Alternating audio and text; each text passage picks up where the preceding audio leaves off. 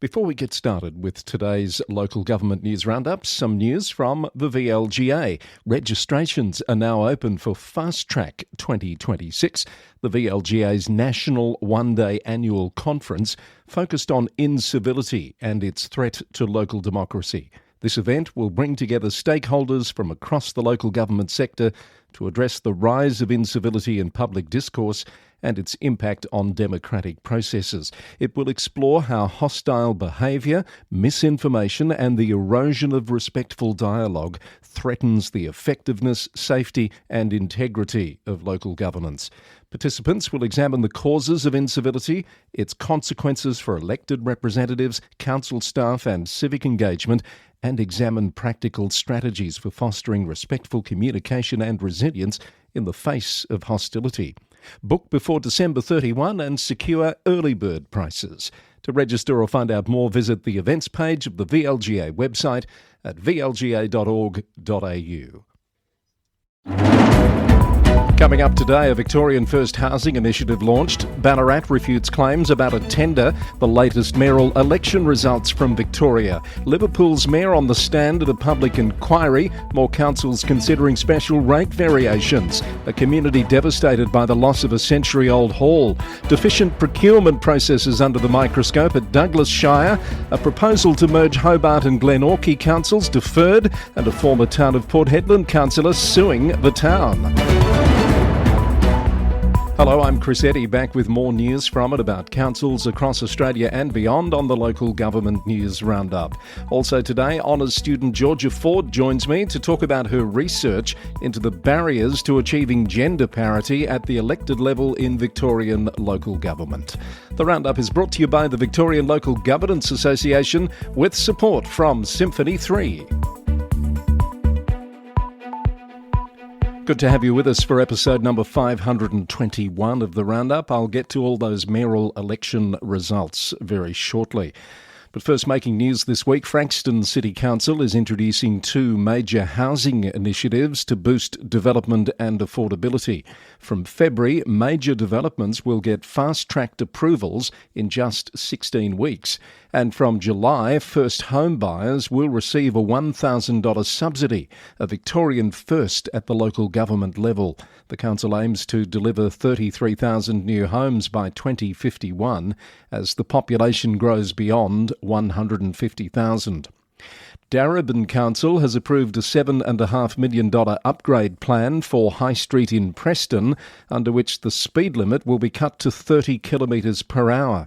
The plan includes removing clearways, adding zebra crossings and planting dozens of trees, but cyclists are disappointed there's no dedicated bike lane, according to The Age.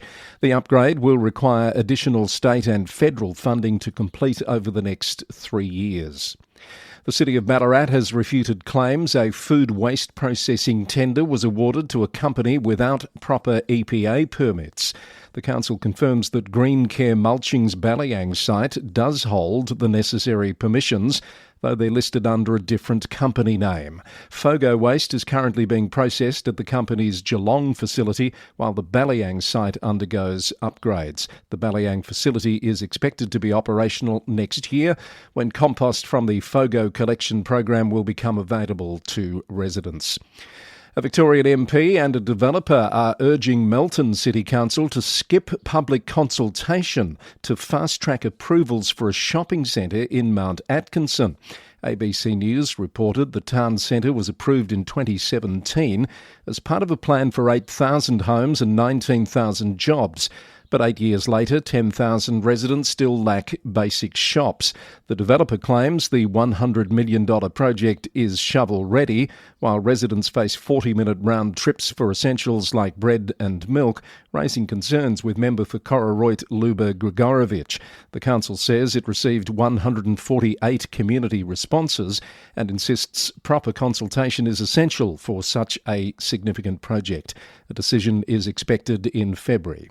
And the rural city of Wangaratta will shut down its Northeast Family Daycare service from January 1st. The council said the closure follows years of declining educator numbers, that left the scheme running at a significant financial loss.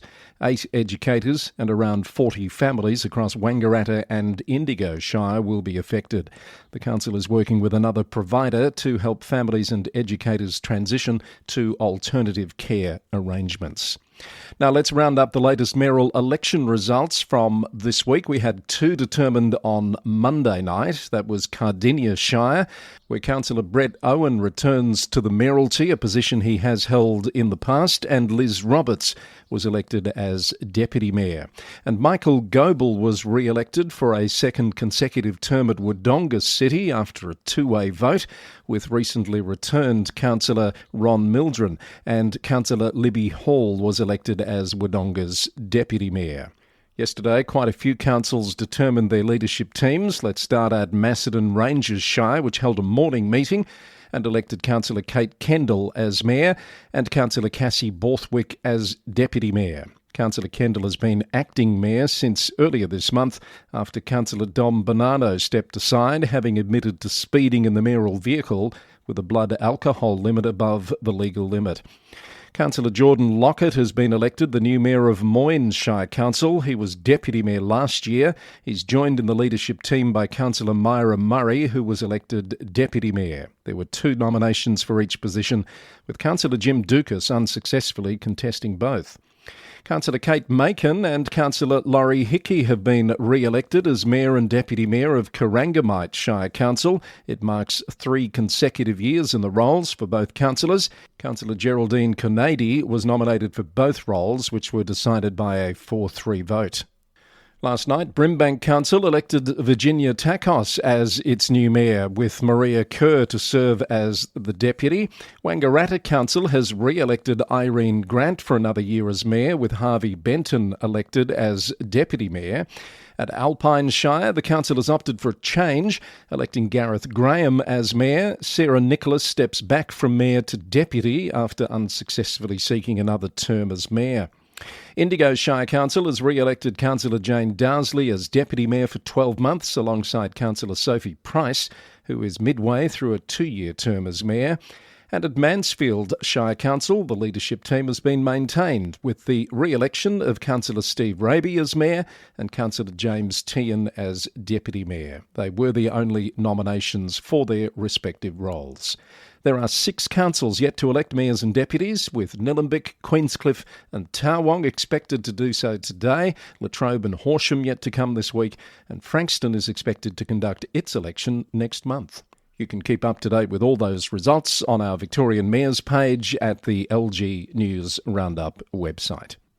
Now, some more news from around Victoria. A by-election has been set for next March for Greater Bendigo City Council's Lockwood ward. Following the resignation of Councillor John McElwraith, residents must enrol by 4 p.m. on the 14th of January to vote in that postal election. A new silo art installation at Serviceton in Victoria's West Wimmera has been completed by Adelaide artist Jack Fran. The mural depicts the South Australia-Victoria border dispute and features historical surveyors Henry Wade and Edward White. Council CEO David Bazudenhout said the artwork reflects the town's strong sense of identity and pride. And Latrobe City Council, in partnership with Gippsland Region Public Health Unit and 6 Gippsland councils, has launched No Filter Real Stories, a youth-led vaping prevention campaign co-designed with young people across Gippsland over 18 months. The campaign shares authentic stories from local youth about quitting vaping, choosing not to start, and supporting friends to make healthier choices. Rounding up the Victorian Council briefs, Hume City Council's Jacksons Hill redevelopment in Sunbury has been shortlisted for a National Growth Areas Alliance Award in the Place and Community Activation category, recognising the transformation of a former psychiatric ward into a community arts and cultural precinct. Baw Baw Shire has launched a new emergency dashboard that consolidates verified emergency information from multiple sources into one central online platform, accessible via the council's website. Maribyrnong has introduced a dusk to dawn cat curfew as part of its new domestic animal management plan. The 7 p.m. to 7 a.m. curfew will commence from 1 July next year, with a 24/7 cat curfew to be revisited in the longer term. And Swan Hill Rural City Council has welcomed the lifting of the blue-green algae algae warning at Lake Boga by Goulburn Murray Water, allowing the lake to reopen in time for the summer season. It's the Local Government News Roundup for Wednesday the 26th of November, and I'm delighted to tell you that in 2026 I'm joining up again with Diane Kalin-Sukra from the Kalin Academy for the Civility Summit 2026. It's back bigger and better than the first one. Visionary civic leaders and sages will share tools and wisdom to foster a culture of civility. Leading Through Uncivil Times will happen online on Friday the 17th of April in Australia. That's 6 a.m. to 9 a.m. Sydney time, or 1 p.m. in Los Angeles, 4 p.m. in New York and 9 p.m. in London on Thursday the 16th of April. Now, early bird registration is available and that ends on December 10. You get 20% off if you register before that time. I'll put the link in the show notes so you can find out more, but you don't want to miss this event. If you missed the first one, I know you've been kicking yourself, but it's on again. Civility Summit 2026 in April next year. We will be talking more about that in the lead up to the event here on the Local Government News Roundup. And I'm pleased to say that our major sponsor, the Victorian Local Governance Association, is also a supporter of the Civility Summit 2026. Heading now to our New South Wales report, and Northern Beaches Council has slashed the affordable housing mandate for new developments in French's Forest from 10% to just 3%, according to the Sydney Morning Herald. The original requirement was set in 2021 as part of a plan to build 1,800 new homes, but only 4 applications have been approved and none have started construction. Developers argued the 10% rate made projects unviable, while residents complained they've been left in limbo, unable to sell their homes. But there are warnings that the reduction could turn the suburb into an enclave of exclusivity and price out essential workers. The council says the lower rate will stimulate housing growth and bring it in line with other parts of the Northern Beaches. Hawkesbury City Council has voted to apply for a special rates variation of 8.66% annually over 4 years. The move aims to address a $99.1 million asset renewal shortfall, projected to reach $170 million within a decade. All funds raised will be spent exclusively on infrastructure renewal and upgrades. A decision from IPART is expected in May. And Blacktown City Council is set to consider a proposed $170 annual rate increase tonight after wrapping up community consultation. The rise aims to tackle a looming $700 million financial crisis over the next decade.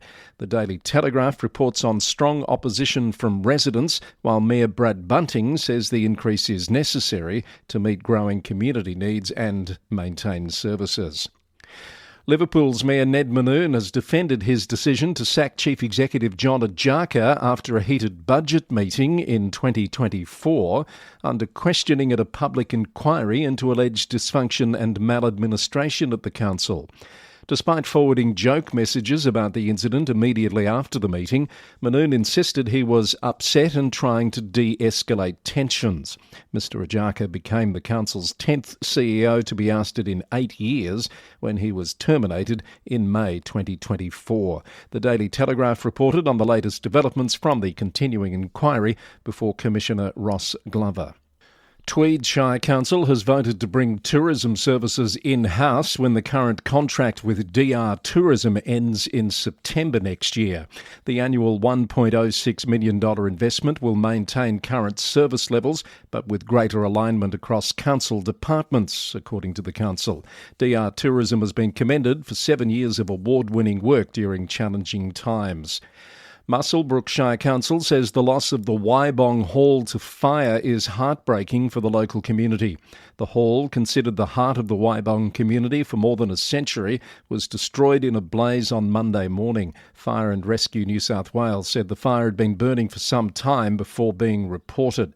The old hall was completely destroyed, and an adjacent new hall was also extensively damaged and described as largely a loss. The council said it will continue to stand with the Wybong community as the situation becomes clearer. Leeton Shire Council has joined Camden Council in taking out the 2025 A.R. Blewett Memorial Award, the highest honour in New South Wales local government. Leeton won the regional rural category, while Camden was recognised in the metropolitan category. Judges praised both councils for their clarity, innovation and genuine community partnerships.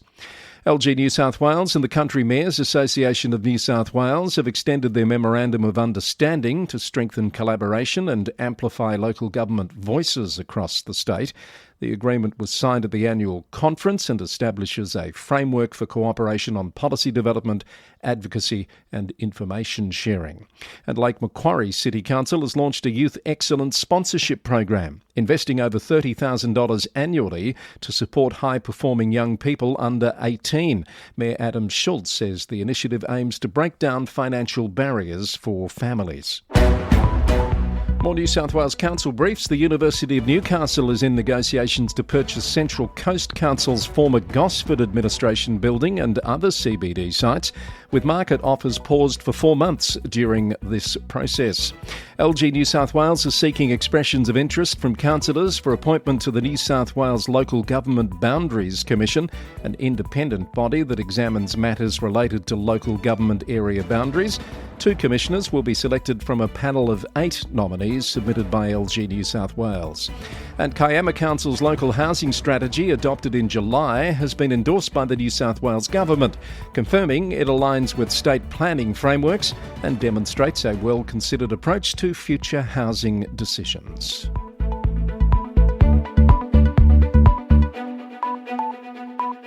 Let's whip around the rest of the nation now, starting in Queensland, where Nick Demetto has been sworn in as Townsville's 48th mayor following his victory in the recent by-election.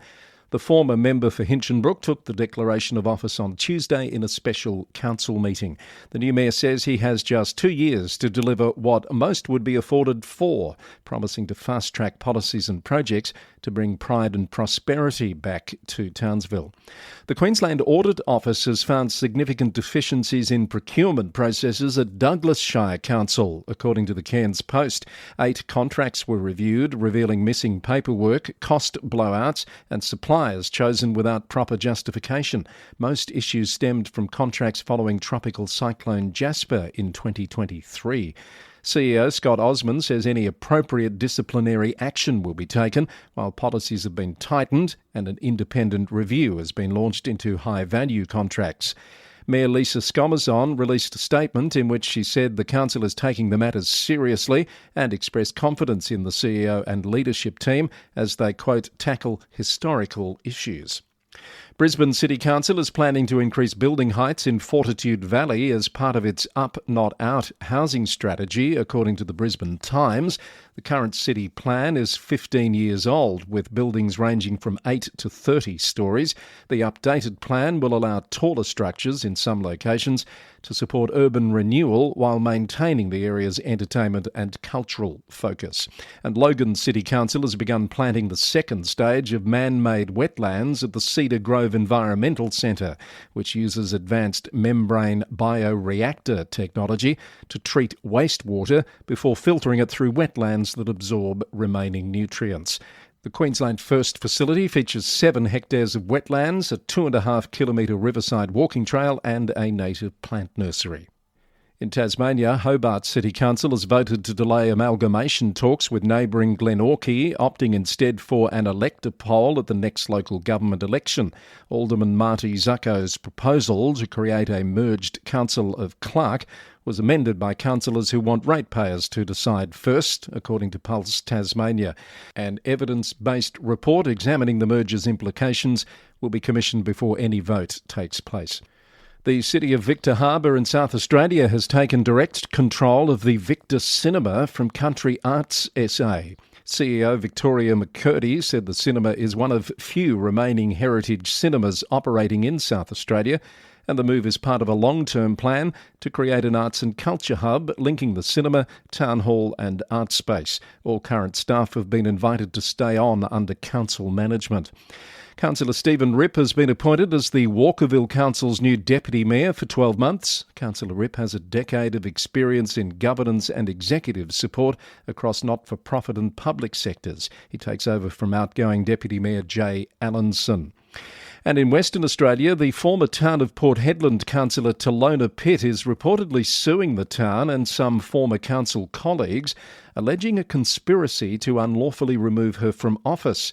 Under the heading Council Chaos Continues, the North West Telegraph reported that Ms Pitt is seeking damages for severe emotional distress.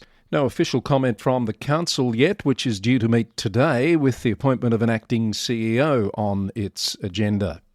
And the Peel region experienced exceptionally high mosquito numbers this year due to intense tidal inundations, the worst since 2022, according to a report to the City of Mandurah Council this week. Perth now reported that Ross River virus cases jumped to 71 in the Peel region, up from 55 the previous season, with 365 cases statewide. Local governments and the Department of Health have injected an extra $200,000 into mosquito management, but the program was still overspent by nearly $15,000. Support for the Roundup comes from Symphony 3. Their smart glue integration platform allows councils to connect their systems securely, to automate their data flows and to monitor performance in real time. Symphony 3 has recently worked with Murrindindi Shire Council to develop a SnapSend Solve connector to the Civica CRM. This connector eliminates the time and cost headaches around manual data entry and speeds up service delivery. The SnapSend Solve connector is available in the Symphony 3 marketplace and connects to common ERPs like Civica Altitude and Authority, Infor Pathway, ReadyTech and many more. Visit www.symphony3.com to learn how smart glue can work for you.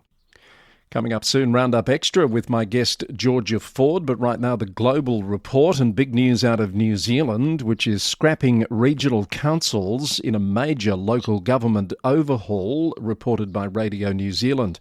The government yesterday announced plans to abolish the country's 11 regional councils, with mayors from city and district councils taking over their duties through a new combined territories board system. The boards will have 2 years to develop regional reorganisation plans to restructure local government in their areas.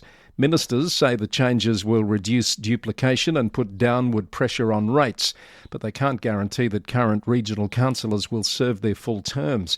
Consultation on the plan is open until February 20, with the legislation expected to pass in 2027. Wellington City Council has released an independent review by Deloitte examining its processes and spending.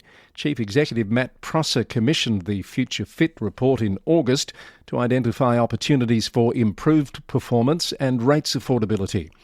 The report found the council has 330 excess staff members, including up to 117 surplus managers and poorly managed contracts. But Mr Prosser has urged caution with the report's recommendations, describing it as a snapshot that conflicts with community wishes and previous council decisions.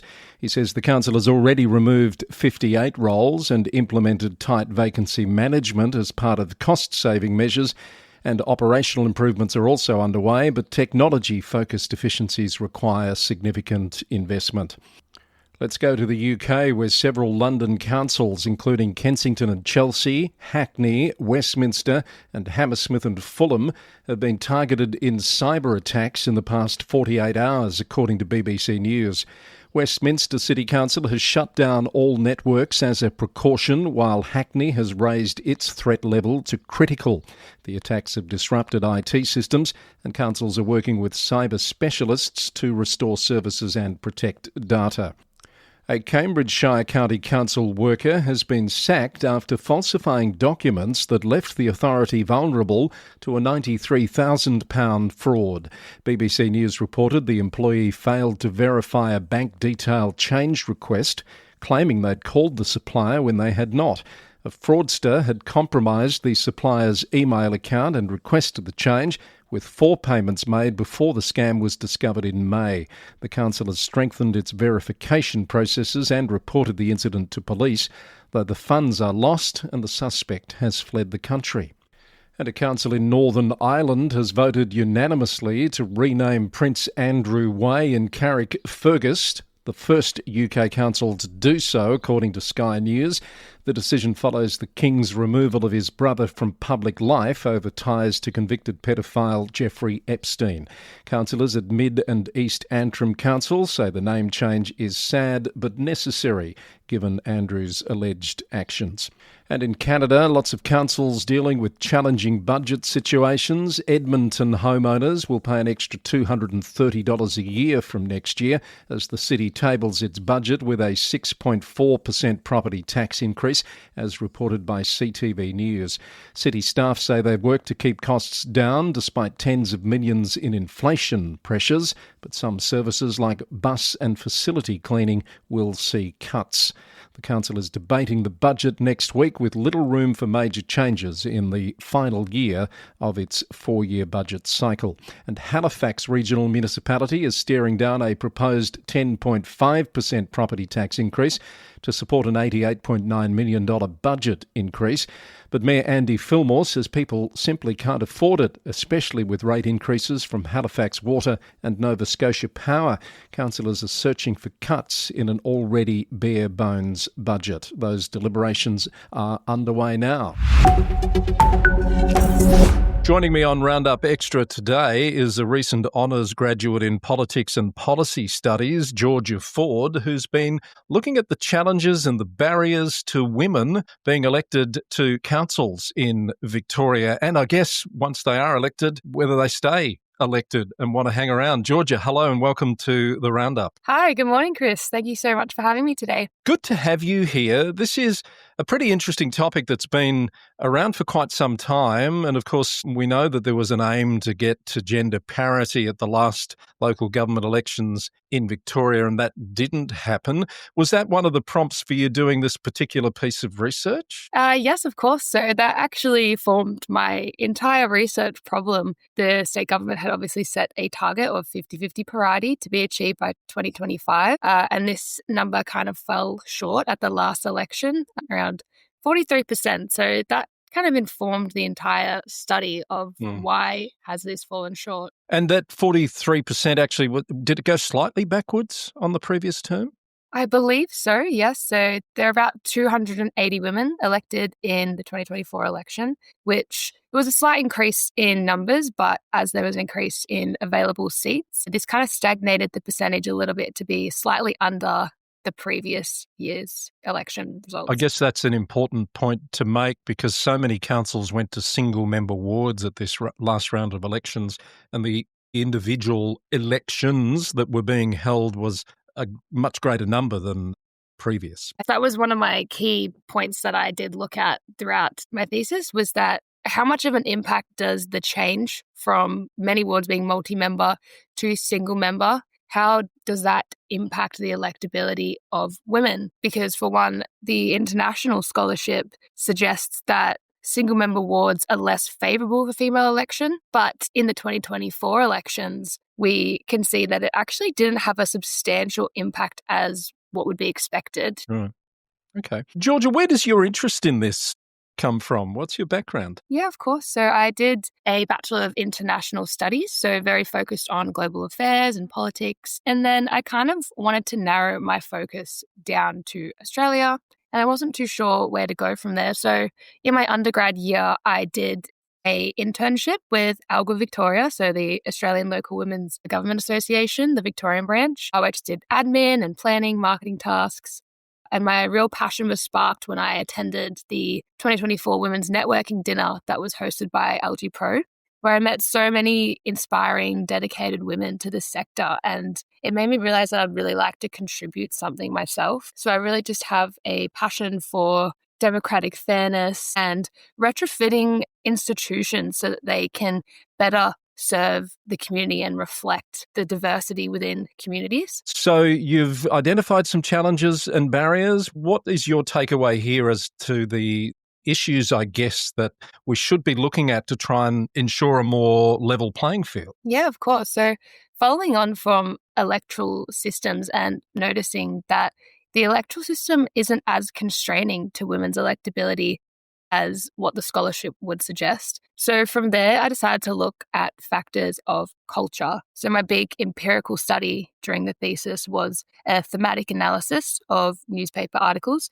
I took a sample of around 35 newspapers, ranging from rural to metro to state papers. And I just pulled out some themes that you could consider a challenge to female councillors or those candidates also running for council. So through reading so many articles, the major theme that I pulled out was issues of toxic council culture, bullying and harassment. So there was many stories throughout these newspapers of councillors, female councillors feeling unsafe, intimidated or pushed out of their council roles. Many women felt discouraged from running or even entering into the workplace in general. So the biggest challenge that I could identify throughout this was that institutional culture needs to change, that there's something happening at the cultural level that is essentially blocking women from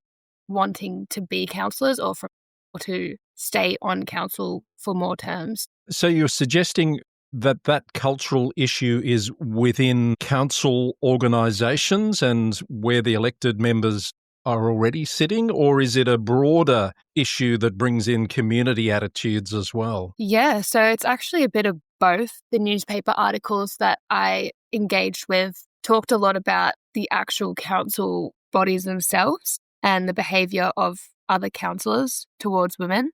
But then it also interlinks into this broader societal attitude. So one of the biggest themes that I coded throughout my piece, was a broader societal attitude of anti-wokeness. So there was a lot of campaigns leading up to the 2024 elections that focused on getting back to basics. We're seeing a lot of this 3-word slogan, getting back to basics. And roads, rates and rubbish, I guess, is part of that. Roads, rate and rubbish, the 3 Rs. So, Georgia, did you notice any difference in the way those issues were being reported between the metro papers and the regional or rural papers? Yeah, so very interestingly, there was quite a stark difference between rural papers and metro papers, and it kind of prompted an investigation for myself into the ownership of these newspapers and who was actually publishing these stories. So I found that a lot of the metro newspapers that were Rupert Press owned had reported on a lot of these conservative narratives going against anti-woke globally about the rise of like populist discourse similar to that in the United States that's becoming localized, suggesting that potentially the rights of women have gone too far, that we need to get back to basics, we need to focus on roads, rates and rubbish, and that these diversity, equity and inclusion strategies are going too far. So there was a lot of campaigning against that in these previous elections.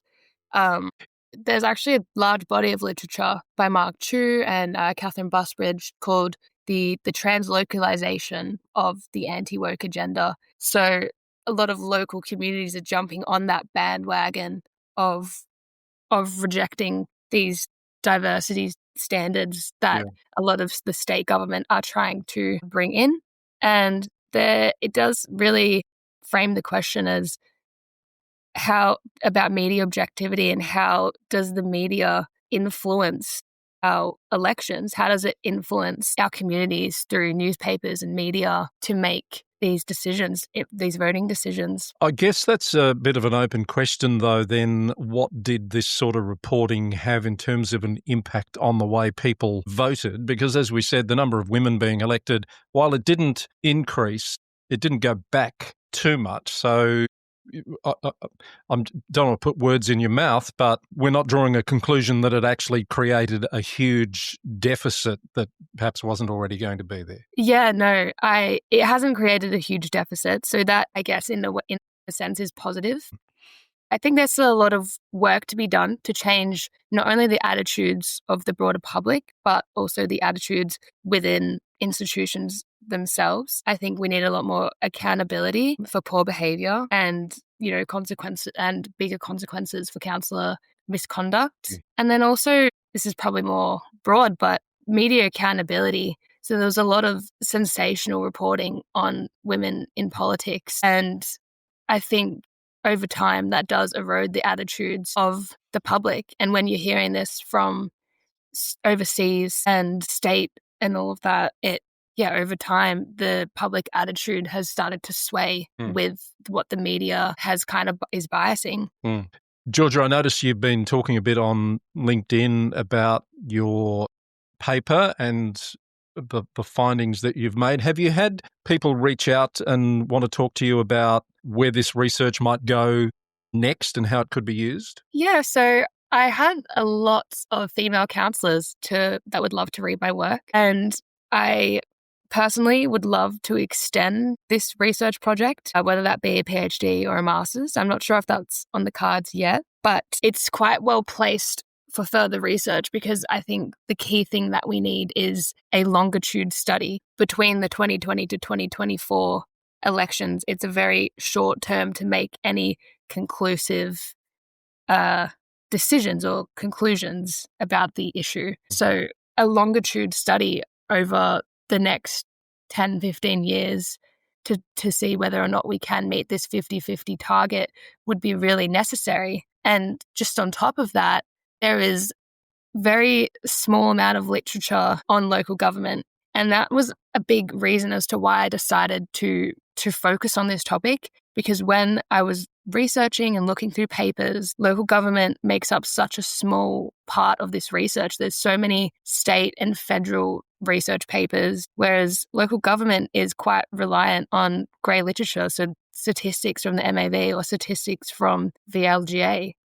And there really is a lot more room to kind of do a longitude study on the impact of, say, the shift to single-member wards. How will that affect women's electability in the long term?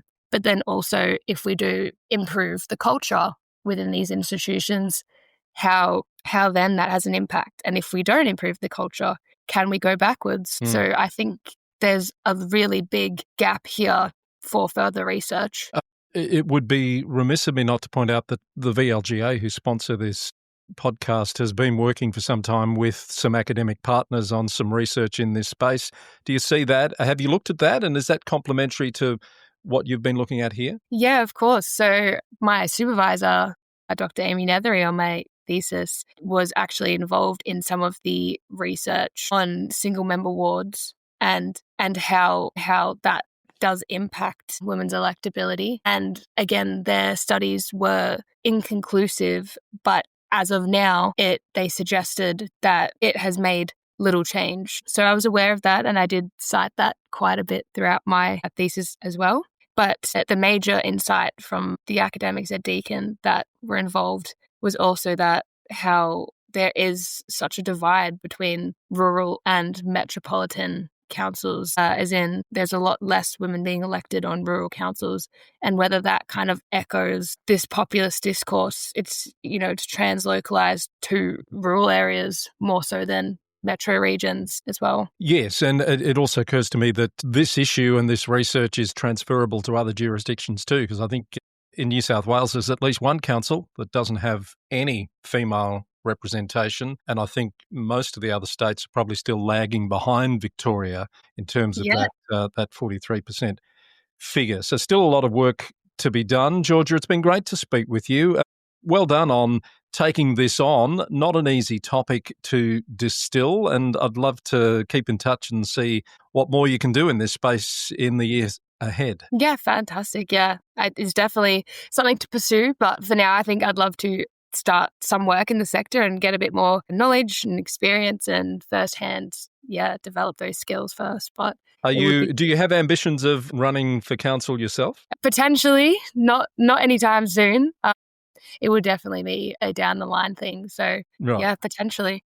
So this research hasn't swayed you either way in terms of that as an ambition? No, I think, look, if anything, the results that I found it was kind of discouraging to see what the culture on councils was like. Yeah. But that's also an opportunity for further growth. So I do think later down the line, you never know. And I would love to see a lot more work done in this space so that we can have that gender balance and we can improve the quality of our democracy. It's been great to talk to you. Thanks for your time, Georgia. Thank you so much. Thank you for having me today. That's Georgia Forde, an honours graduate in politics and policy studies who's been looking at the challenges and barriers to increasing female representation at the elected level in Victorian councils.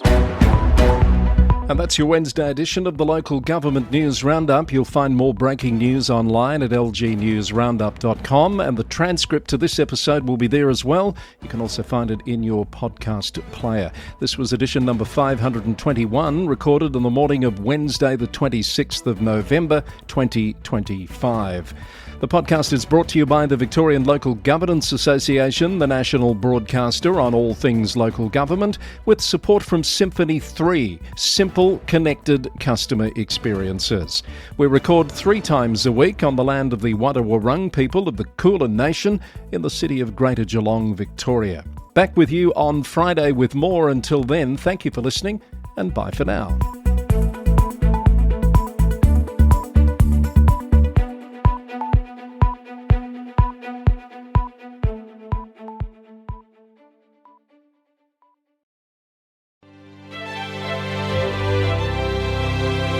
Support for our podcast comes from Symphony 3, which has announced exciting news. It's launched its innovative Smart Glue platform on the AWS marketplace.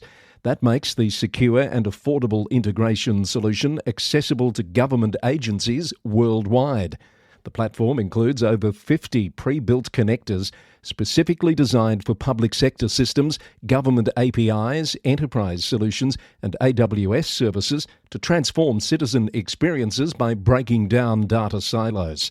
Smart Glue delivers operational excellence for local governments through cost reduction, process optimization, improved decision-making and scalable architecture, all while maintaining comprehensive security and compliance standards required by public sector organisations.